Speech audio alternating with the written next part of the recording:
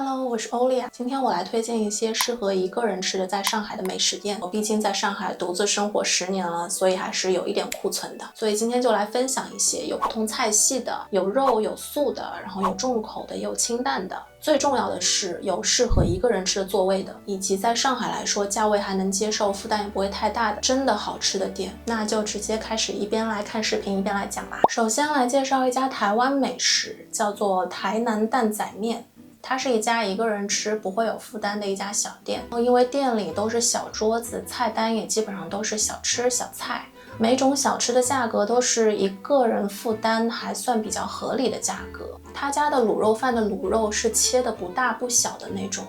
既很好拌饭，又能感受到一点肉块感，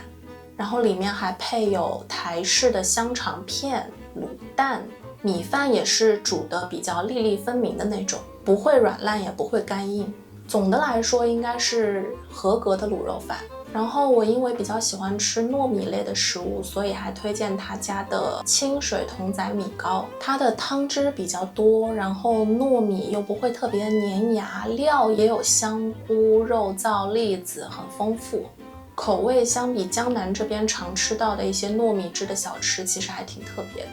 总之是一家适合一个人去偶尔尝尝鲜，品尝不同台湾美食小吃的一家店。然后推荐也是我很喜欢的东北菜，叫做关东小馍。说到东北菜，给我的印象首先是分量很大，好像不太适合一个人吃，但我觉得这家店还是可以一试的。一个人点菜的话，酱大骨首先可以来一根，就这种东北餐厅可以这样一根一根的点酱大骨，我觉得对一个人来说还挺友好的。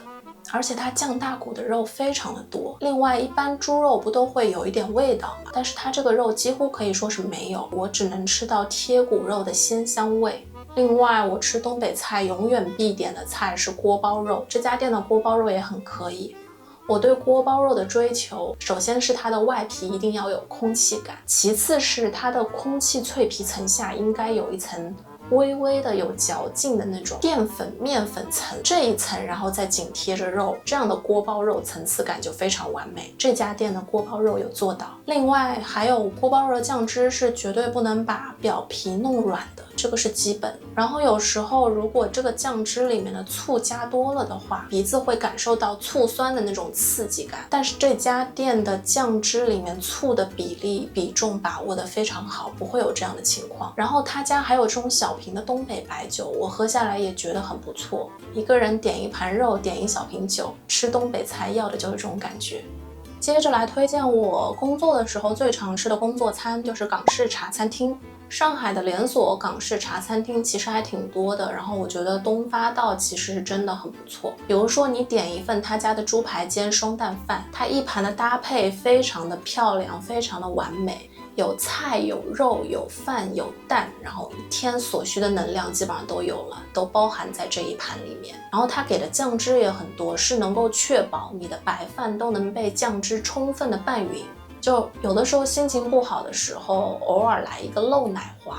它会给你补充浓浓的黄油、巧克力还有碳水，再虚弱的精神都能被拉回来。另外它的甜度口味也是你需要甜食时刚好的那种甜度。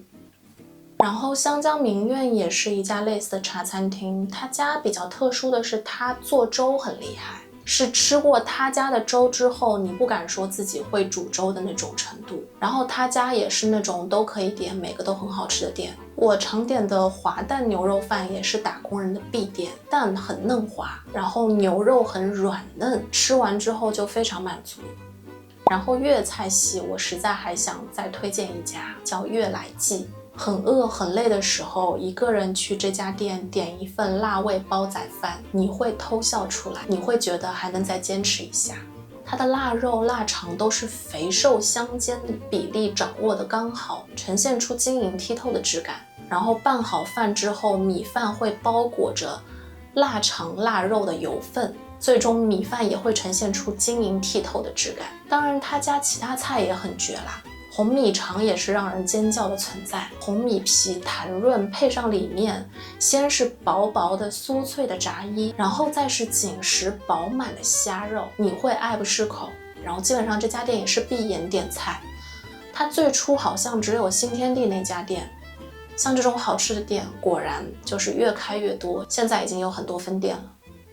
接下来超级爱吃辣的我肯定也不会少了川菜的推荐，但是一个人如果去川菜馆的话，就会变成点一盘炒菜，然后点一碗饭的那种模式，就会有点无聊，有点想要点更多，所以我会推荐一家有点像成都小吃店的那种感觉的店。首先他家的面也是做得很好，他家点面还可以免费续面，他煮面有注意到煮细面的那个时间要短一点，才能避免它煮成烂糊面。煮熟程度刚好的细面配上各种川式浇头就超级完美。然后浇头我常吃并且比较推荐的，首先是泡椒肥肠，它的肥肠处理的非常好，不会有肥油肥腻溢出的那种感觉，非常的香。然后是他家最有名的脑花面，他家的脑花的口感会打破你所有既往的印象，一点都不腥，无法替代。他家的钵钵鸡有很多种类的蔬菜和肉可以选择，几块钱一串，你一个人去吃也可以尝几串不同的，就很满足。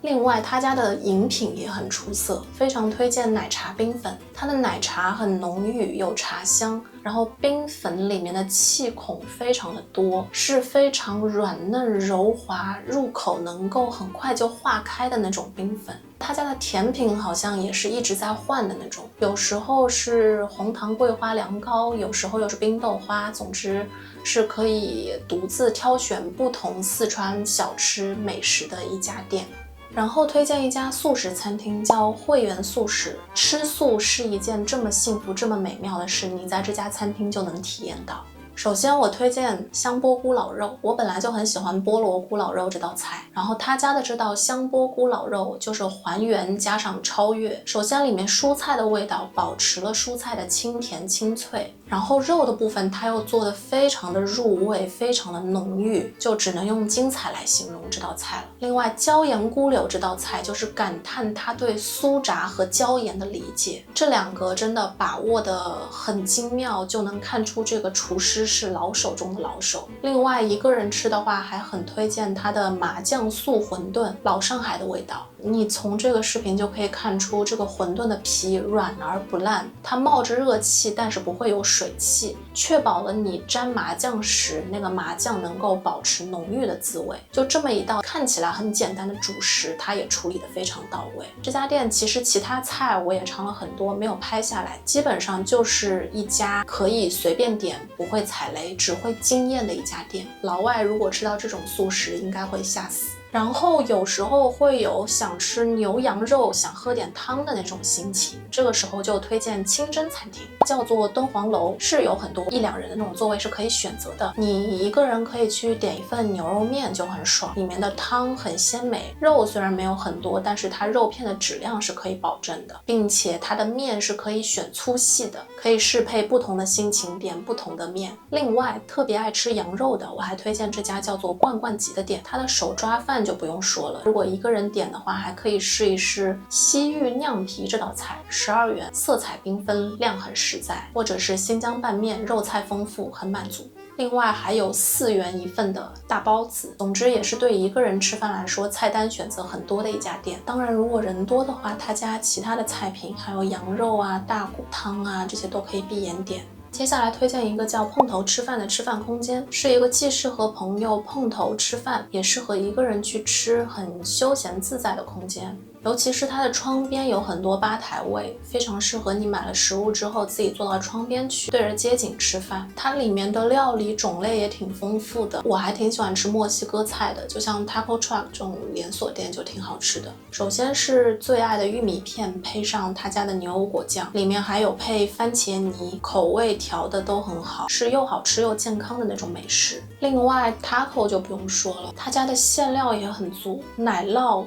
肉还有墨西哥特色的辣椒调味，点一份就吃很饱很满足了。另外不是偶尔会有那种想吃生鱼片的日子嘛，所以就推荐一家性价比比较优秀的日料，叫做一幸。他家也有1人的吧台座，最好是提前预约。然后他家的一幸海鲜卷，我推荐胃不是很大的，最好空腹运动之后再去吃，才能够把它全吃完。它海鲜卷里面包的是实实在在的大块的生鱼块，切的也很厚，然后每口都是很厚实满足的感觉。他家工作日中午也有午市套餐可以选择，一份海鲜饭能品尝大块的生鱼片，还有烤鳗鱼，还有鸡蛋卷，再搭配小菜味增汤。如果是晚上去喝酒的话，还推荐醋腌青花鱼这道菜，它的鱼皮做得非常的薄脆的口感，鱼肉又是非常的饱满，腌汁入味，调味也非常的精彩。另外有名的还有姜汁煮鸡肝，然后他家的炸物也非常的不错。总之也是一家可以闭眼点菜的店。